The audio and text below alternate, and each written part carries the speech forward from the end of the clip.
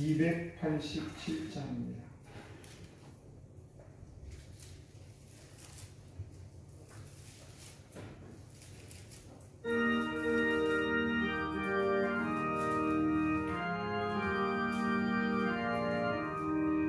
예수 앞에 나오며 죄사함 받으며 주의 품에 안기며 편히 쉬리라. 우리 주를 믿으며 모두를 얻으며 영생 건강하리라. 예수 앞에 나와서 은총을 받으며 마음의 기쁨 넘치며 감사하리라. 우리 주를 믿으며 모두를 얻으며 영생 건강하리라.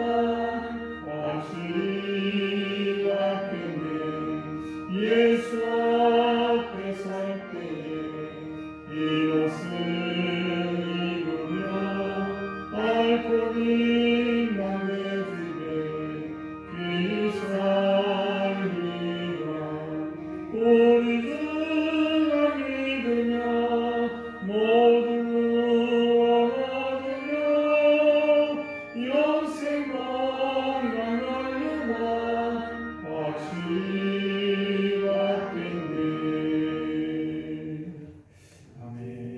오늘 이 새벽 우리에게 주신 하나님 말씀 봅니다. 사무엘상 31장 1절에서 13절 말씀입니다. 사무엘상 31장 1절에서 13절 말씀을 한 절 한 절 교독하겠습니다. 블레셋 사람들이 이스라엘을 치매 이스라엘 사람들이 블레셋 사람들 앞에서 도망하여 길보아 산에서 엎드려져 죽으니라. 블레셋 사람들이 사울과 그의 아들들을 추격하여 사울의 아들 요나단과 아비나답과 라임사를 죽이니라. 사울이 패전함에 활 쏘는 자가 따라잡으니 사울이 그 활 쏘는 자에게 중상을 입은지라. 그가 무기를 든 자의 아이에게 내게 하여 그것으로 나를 찌르라. 할례 받지 않은 자들이 와서 나를 찌르고 그가 두려워하노라. 무기를 든 자가 심히 두려워하여 남이 행하지 아니하는 자 이에 사울이 자기의 칼을 뽑아서 그의 혀로 찌르매 무기를 든 자가 사울이 죽음을 보고 자기도 자기 칼 위에 엎드려져 그와 함께 죽으니라. 사울과 그의 세 아들과 무기를 든 자와 그의 모든 사람이 다 그날에 함께 죽었더라. 골짜기 저쪽에 있는 이스라엘 사람과 요단 건너쪽에 있는 자들이 이스라엘 사람들이 도망한 것과 사울과 그의 아들들이 죽었음을 보고 성읍들을 버리고 도망하며 블레셋 사람들이 이르러 거기에서 사니라.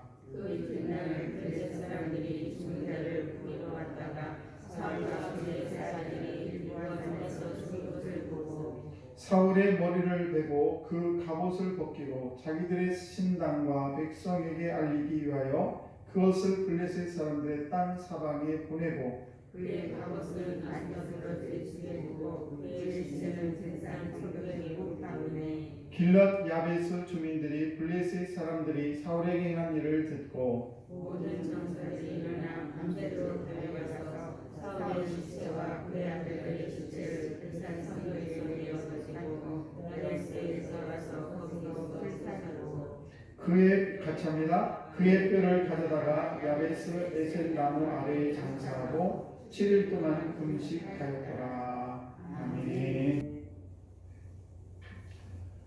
예, 기억된 새벽입니다. 오늘도 이 거룩한 주일 이 새벽에 나오신 우리 성도 여러분, 하나님의 은혜가 여러분과 함께 하시기를 주의 간절히 축복합니다. 오늘은 저희들이 이제 제가 사무엘상을 언제 시작했나 봤더니 작년 10월 6일날 시작을 했습니다. 보니까 5, 6개월 정도 된 것 같습니다. 오늘은 사무엘상 이제 마지막 31장 그리고 내일부터는 요한복음을 이렇게 강의하도록 하겠습니다. 오늘 이 사울이 죽는 장면이 나오게 있는데 이 사울의 최후가 주는 교훈이 우리에게 있습니다.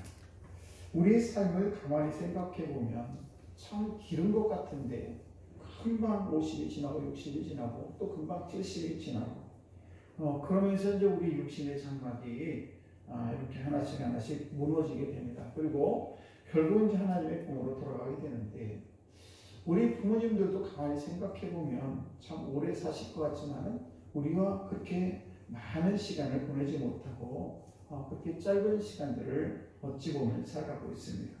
오늘 사울은 이스라엘 초대왕으로서 하나님의 선지자 사무엘로부터 기름을 받고 처음에 사울 왕이 기름 부음을 받았을 때 얼마나 그의 마음이 기뻤고 또 하나님도 얼마나 기대를 많이 했겠습니까? 그런데 결국은 사울이 이 최후가 되면서 최후의 모습을 보면서 인생은 참 짧고 그리고 하나님의 사명을 감당하는 일이 결코 쉽지가 않구나. 그러나 우리가 이 세상에 왜 왔는지 다시 한번 우리가 되돌아보는 그런 시간이 됐으면 좋겠습니다. 우리는 이 사울의 이 모습을 보면서 역사의 교훈을 잊어서는 안 된다는 것입니다. 역사는 우리들에게 많은 교훈을 주죠. 그리고 우리가 역사를 바라보는 눈, 이 역사라는 것이 이런 거구나. 이 성경 말씀을 쭉 보면서 삶이라는 것이 이런 것이나 하면서 우리가 역사에 대한 정확한 인식, 그리고 내가 그 역사를 바라보면서 나는 어떤 삶을 살아야 될 것인가 라는 그런 역사의 교훈을 잊어서는 안 되고, 또 하나는 뭔가 하면 역사의 주인은 하나님이시구나라는 것을 알 수가 있습니다.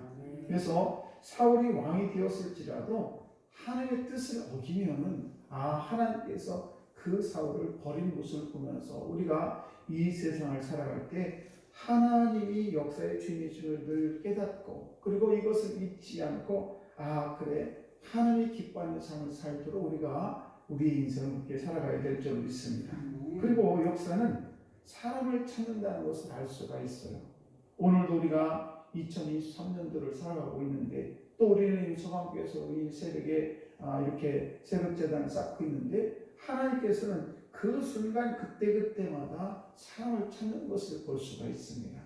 사울왕을 찾았고 사울왕이 하나님의 뜻에 합하지 아니하니까 다윗을 찾게 되고, 이렇게 하나님께서는 그 시대마다 하나님의 사역을 감당하는 자를 찾는 것을 볼 수가 있습니다.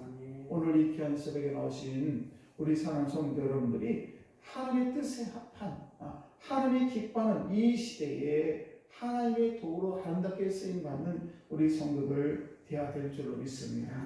또 하나는 우리가 역사적인 사람을 우리는 길러야 되겠다는 것을 알 수가 있습니다. 우리는 역사적인 사람을 길러야 되는데 그 사람이 어떤 사람이냐? 하나님의 뜻을 이루어가는 그런 사람. 그래서 저와 여러분들이 그런 역사적인 하나님의 뜻을 이루는 사람이 되거나, 아니면 우리는 우리 후손들에게 하나님의 뜻을 이룰 수 있는 그런 사람을 길러내는 둘 중에 하나를 우리는 감당해야 된다는 사실입니다. 그래서 하나님께서 이렇게 역사를 통해서 우리의 삶을 통해서 그때마다 하나님의 역할을 감당하는, 하나님의 일을 감당하는 그런 사람을 찾는다는 것을 꼭 기억하시고, 만약에 저와 여러분들이 세상을 떠나서 그 누군가가 우리 묘비에다가 이런 글을 쓴다면 어떤 글을 쓸까? 이 사람은 하나님께 합한 사람이었다. 이런 글귀가 여러분의 명령에 쓰여진다면 정말 얼마나 아름다운 삶을 살 수가 있겠습니까?